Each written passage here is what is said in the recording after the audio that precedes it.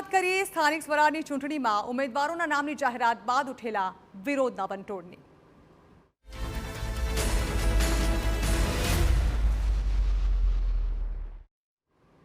તો સ્થાનિક સ્વરાજની ચૂંટણીમાં અત્યાર સુધીનો સૌથી મોટા સમાચાર સામે આવી રહ્યા છે, જેમાં અમદાવાદ જિલ્લાના ધોળકા કોંગ્રેસમાં અત્યંત ભયાનક સ્થિતિ જોવા મળી છે।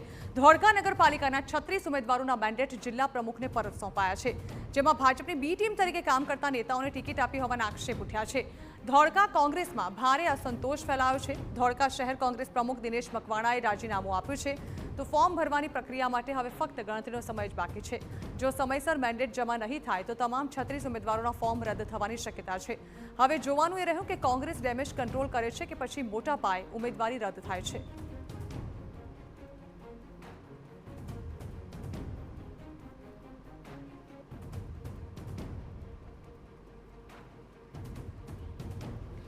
તો એક તરફ જ્યાં આજે ઉમેદવારી ફોર્મ ભરવાનો છેલ્લો દિવસ 3 વાગ્યા સુધીનો સમય છે, પરંતુ તે પહેલા જ્યારે ઉમેદવારોના નામની જાહેરાત કરવામાં આવી ત્યારથી લઈને લગાતાર અત્યાર સુધી વિવિધ પક્ષોમાં વિરોધ વંટોળ જોવા મળી રહ્યો છે। આ અંગે વધુ માહિતી સંવાદદાતા અરવિંદ ઠાકોર આપી રહ્યા છે। અરવિંદ, ધોળકા કોંગ્રેસમાં ભડકો, ભાજપની બી ટીમના કેટલાક નેતાઓને ટિકિટ ફાળવવામાં આવી હોવાના આક્ષેપ સાથે નેતાઓ વિરોધ નોંધાવી રહ્યા છે। જાણવા માંગીશું શું સ્થિતિ છે ત્યાં? જી, વાત કરવામાં આવે તો રાજ્યમાં સ્થાનિક સ્વરાજ્યની તાલુકા પંચાયત, જિલ્લા પંચાયત અને નગરપાલિકાની ચૂંટણીઓના પડઘમ વાગી રહ્યા છે, ત્યારે આજે ચૂંટણી ફોર્મ ભરવા માટેનો અંતિમ દિવસ હોવાથી તમામ પક્ષો ઉમેદવારો એડી ચોટીનું જોર લગાવી રહ્યા છે। ત્યારે ધોળકા કોંગ્રેસમાં ભડકો જોવા મળી રહ્યો છે। ધોળકા શહેર પ્રમુખ દિનેશભાઈ મકવાણાએ રાજીનામું આપી દેતા અનેક તર્ક વિતર્ક જોર પકડ્યું છે અને ધોળકા શહેર પ્રમુખ દિનેશ મકવાણાના જણાવ્યા મુજબ જિલ્લા કોંગ્રેસ પ્રમુખને ઉપર ખુલ્લા પ્રહારો કરવામાં આવી રહ્યા છે।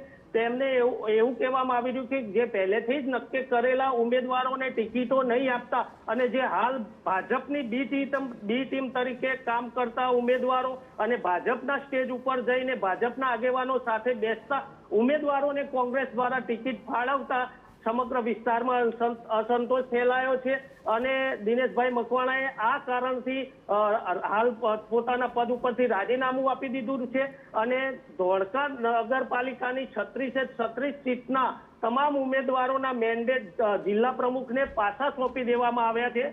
ત્યારે જોવાનું રહ્યું કે આ કોંગ્રેસ હાલ આ મેન્ડેટ પાછા જમા કર્યા છે તે લઈ અને જો ચૂંટણી અધિકારીને જમા નહીં કરાવે તો ધોળકા નગરપાલિકાના કોંગ્રેસના તમામ ઉમેદવારોના ફોર્મ રદ થઈ શકે છે।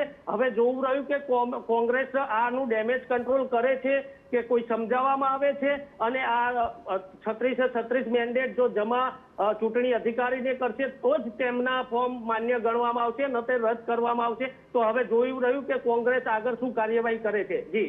જી બિલકુલ અરવિંદ, આભાર। તો ઉમેદવારોના નામની જાહેરાત થતાની સાથે જ ભડકો જોવા મળી રહ્યો છે। ધોળકા કોંગ્રેસમાં હાલ વિરોધની સ્થિતિ ઊભી થઈ છે।